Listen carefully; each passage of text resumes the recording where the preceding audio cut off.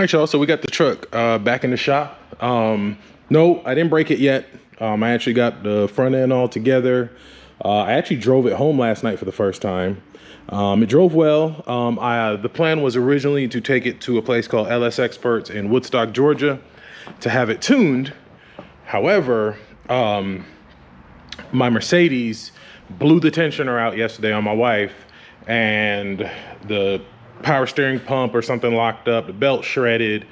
She was stuck panicking and everything. So the Benz is really just like a spare car. It's not, I really didn't want to use it as a daily, but when the truck went down, I let her drive it. A little backstory to the Benz. It was my father's car. He bought it brand new in 99, 2000. It's a 2000 E430 V8.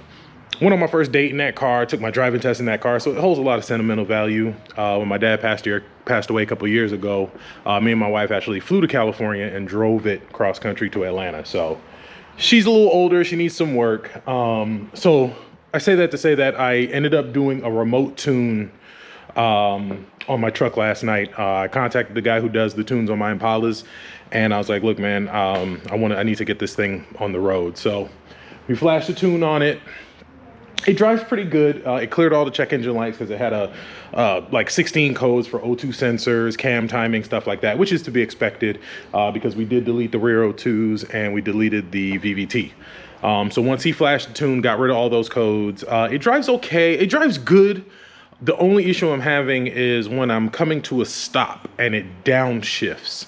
It downshifts kind of hard. So I'm gonna investigate that today because I think the transmission mount is actually shot. So I'm gonna look at that. I remember when I was putting it back together, it looked a little loose, but I think that's where that issue is coming from. But it's got plenty of power. I said I was gonna put a muffler on it. It's got the stock muffler, stock resonator, and just long tube headers with no cats, and it's plenty loud. Also think it has an exhaust leak because it's just got the clamp. So I'm gonna go in and tighten those clamps up too. Now that it's been through a few heat cycles and stuff like that. But basically I brought it in the shop today because we're gonna be doing the first oil change on it. I've maybe put about 50 miles on it, driving it home and back here to the shop. So I'd say it's only got about 50 miles on it so far. And I think, you know, that's good enough to do a first oil change on it. We'll put an oil change on it. We'll cut the filter open, see what's in there, and then we'll put fresh oil in it. We'll drive it for another maybe 1,000 miles. We'll change the oil again and kind of go from there and kind of start the process of, you know, breaking the engine in that way. So I do like the stance now. It does sit up a lot higher in the front. I put a 2-inch MotoFab leveling kit on the front. So it does sit, you know, it's still got a little dip, but I didn't want it squatted. So this is actually the perfect height. The only issue now is these tires and wheels look absolutely tiny on here. So I'm probably going to bump up to some 33s at some point. I really would like to do 24-inch snowflakes on 33s. Chrome snowflakes. I'm not a big fan of chrome wheels by any means, but because of the type of truck this is with the chrome handles, the chrome grille, I'm gonna leave all that chrome, the chrome front end, you know, I'm gonna leave all that alone. I do want to do like some chrome snowflakes on it. That's kind of what I want. Chrome snowflakes, 24s with 33 aggressive tread tires like what's on there now. And I think that'll set it off just right. So I'm gonna put it in the air. We'll change the oil. And then I need to put these skid plates back on right here. These 2 skid plates got to go back on. I forgot to put those on. Well, actually, no, I didn't. I didn't put them on because they go under the oil pan in the front of the truck, and I wanted to make sure there were no leaks.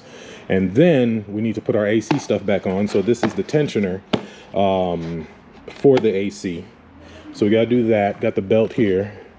And I didn't put it on when I first did it, so we got to do that. And I think that's it. So let me get it in the air and we'll get that going. All right, so just checking like the front seal. No leaks there. Some liquid here, but I think that's water from the road. But yeah, no leaks on the front seal. Water pump looks good, no leaks there. Transmission cooler's holding up well, no leaks from that. These are the cooler lines and the AN adapter, perfectly dry. So that looks good.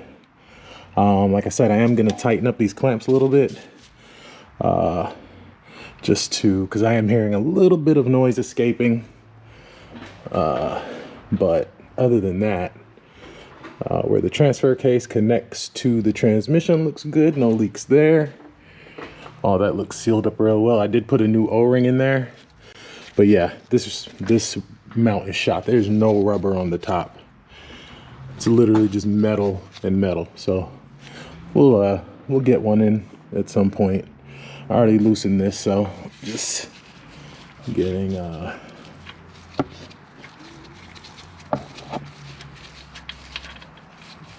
see. Like I said, the oil should still be pretty clear because it's only been about 50 miles. Yeah, it's hot. It's real hot. But looks good. I don't see any super sparklies in there or anything like that. Still super clean. It is best to change your oil while it's hot. I used to be one of those people like, oh, I'll let it cool down, then I'll change it. But no, you want to change it while it's hot. Get most of it out. For anybody curious, I am running just plain conventional. Ah, crap! I left the new oil up at top. I gotta bring the truck back down. I left the filter too up there, but I'm running just plain Fram Advanced Auto brand 5W30 conventional. That's what my builder suggested that I run. He said you don't want to run synthetic on a new motor because you want the rings to seat. So plain 5W30 conventional is what I'm running for the first at least 1,000 to 2,000 miles on it. So let's get this thing changed. All right, so just letting the oil filter drain, and like I said, I'm using the cheapest stuff they got. And I normally run 7 quarts in my trucks. With the truck pan, I normally run 7 quarts. 6 quarts is what it's recommended, but even on the dipstick, it's not quite there. And somebody told me a long time ago, an engine builder had told me a long time ago on these 6.0 trucks, and if you got a 6.0 or a 6.2 or something, to run 7 quarts. So I've been doing it and no issues. Well, I don't know because the engine blew up, but it didn't really blow up. It had 200 and something thousand miles, had a lifter tick, whatever, and just a basic Fram oil filter. And that's something I address all the time on the Impala pages. People are like, oh, what kind of oil do you run? Oh, or like somebody will make a post like, what kind of oil you guys running? Like, oh, I run Royal Purple. For what, bro? Like, a lot of y'all need to get away from names and, because it sounds cool. Like, especially with these Impalas, man, this is a small block Chevy. There's nothing special about it. It's the same shit that's in a 1958 small block Chevy. It's the same stuff. I mean, there's a couple different things here and there, but it's a cast block, cast crank. It's the same stuff. You can run the cheapest oil in these cars and they will last forever. You guys are like, oh, I only run Mobil 1 and I only run Royal Purple, and wasting your money. Wasting your money. And then the guys that run the worst ones are the ones that run, oh, I only put premium in my car. It's not tuned for premium. You're actually losing gas mileage and doing more damage than good by running premium in a car that's, set for 87 octane. Ask me how I know. I'll tell you how I know. This truck is flex fuel, and on the gas tank, it says premium fuel only. When I was driving back from California, gas was super high. I was balling on a budget. I was like, man, I got to get back. I undercut myself, spent a little bit more money than I was supposed to out west, and my gas budget got hit significantly. So I was like, I'm gonna run 87 the whole way home. Ran 87, 3,000 miles home. When we tore this engine apart, Andy said right off the bat, he was like, what type of fuel you been running in this thing? And I was like, 93 when I can afford it. And he was like, you've been running 87 in this, huh? I was like, yeah. He was like, yeah. And you could see all the pre-detonation on the cylinders. So it is a real thing. If you get a tune on these cars for 93 octane or premium fuel, then feel free. You should run premium. But if your car is bone stock, and when I say bone stock, I mean like The engine, injectors, fuel pump, all that stuff is stock. I'm not talking if you put a cold air intake on it or gears or a stall. I'm talking the engine itself is stock, and it's a stock PCM, stock tune. Just put 87 in there.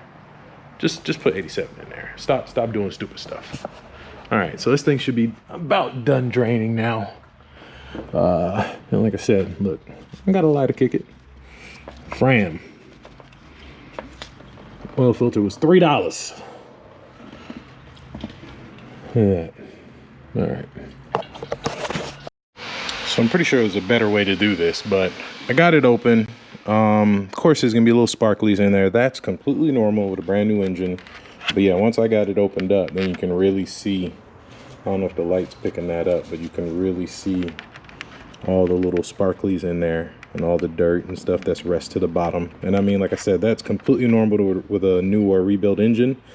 You know, things got to clearance themselves, things got to work themselves in, and from what my builder told me, I'll probably end up seeing little sparklies and stuff like that for the first couple oil changes, and then eventually it'll go away as time goes on, as the motor breaks in and stuff, or the engine, because I know how some of you guys are. I can't even talk because I am a grammar Nazi. You use bad grammar in a comment, I probably won't respond. And nothing personal per se, it's just I'm just one of those people that bad grammar irritates me. I don't know why. English was my favorite subject in school. And yeah, people that use bad grammar or like spell stuff wrong, like mainly just grammatical errors, like sell and sail. When people say for sell, when it's supposed to be for sale. Or I'm not trying to sail it. I could go on and on. But anyway, I just had a guy comment on a video a couple weeks back because I said crate motor. And he was like, oh, a motor is... I'm like, all right, bro. But, which is technically not a grammatical error. Because you can, maybe it is. I don't know. I'll Google it. But let me get a new oil filter on. And then I need to put my AC belt and stuff on. We'll grab these skid plates, put those on, and then we'll bring it down, fill it with new fresh oil, and then we'll take off for the day.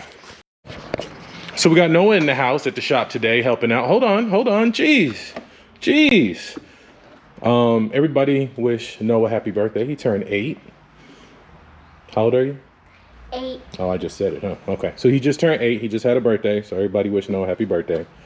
Everybody said happy birthday. Okay. So his tablet died. That's the only reason he's in here. So we're going to fill the oil filter with some fresh oil. So go ahead, pour it in. Pour it in the middle and then pour it on the holes. Slowly. Be careful. Slow. There you go. Yep, fill it up. All right. Hold on. Let it go down a little bit. Okay, pour some more. Pour it on the holes. We gotta fill that up too. Slowly. Because those are gonna take a little longer to fill. There you go. So you gotta wait until the middle. Okay. Well, the middle isn't gonna go down very much more. We gotta fill the holes up. All right, hold on. Let it go down. See those bubbles? Uh-huh. So that's air coming out being replaced with oil. So as the oil goes down, the air is coming up. Science. That's science. That's actually kind of interesting. It is interesting. Everything I do is interesting. Not everything, but it is cool. Emotional damage. It's just like the cool interesting. Wow. I got burned by an 8-year-old. All right, pour some more, a little bit more, and that should be good. Slowly. Okay. All right, that's good. All right, so got the splash seal on, got that one on. This one was already on. Also a little project I didn't mention. When I first got this truck, it did not have a spare tire, and this thing was actually broken. So I had ordered a new one and I just installed the bar. I actually ordered a new spare tire kit. Now I just got to find a spare. You know, so this is brand new. And then I just put the key, the little tube back in. So that was just something I worked on to finish up. So now time to bring it down. We got the filter on there. We got the AC belt and tensioner on there. I ended up having to use a longer AC belt with the tensioner because the shorter belt is a stretch belt, and oh, here it is. It's a shorter stretch belt, and I fought with it for about 30 minutes and I gave up. So we'll see how the tensioner system works. I don't know why, for whatever reason, it wasn't offered with this engine, but we'll just see how it works. If it works, it works. If it doesn't, then we'll revisit it as far as trying to put the stretch belt on. Get out the way, boy. All right, let's bring it down.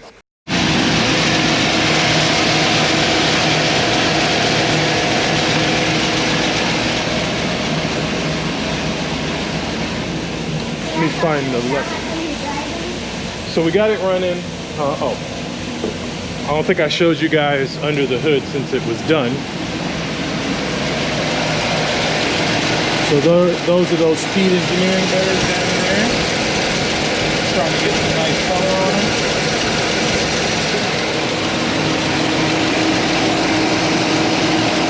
Belts look good, everything looks good there.